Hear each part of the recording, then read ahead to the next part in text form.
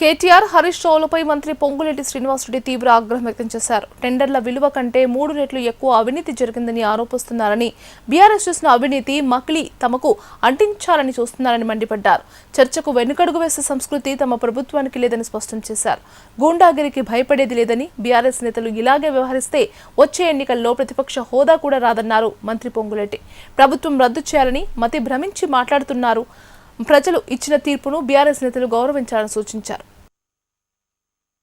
అధికారంలోకి వస్తామనో పగటకలకంటూ ఈ ప్రభుత్వంలో పనిచేస్తున్న పెద్దల మీద, సహచర మంత్రుల మీద గుడ్డ కాల్చి మేదేస్తూ వారంటించుకున్న బురదంతా ఆ బురదని ఈ ప్రభుత్వానికి రాయాలని తాపత్రయపడుతున్న ఆ మాజీలకి మరొక్కసారి చెప్తున్నాను. టెండర్ల విషయంలో టెండర్ల కంటే వాల్యూ కంటే 3 రెట్లు దోపిడీ జరిగిందనో, దోపిడీ జరగబోతుందనో రోగుల ప్రచారాన్ని ఇప్పటికైనా మానండి.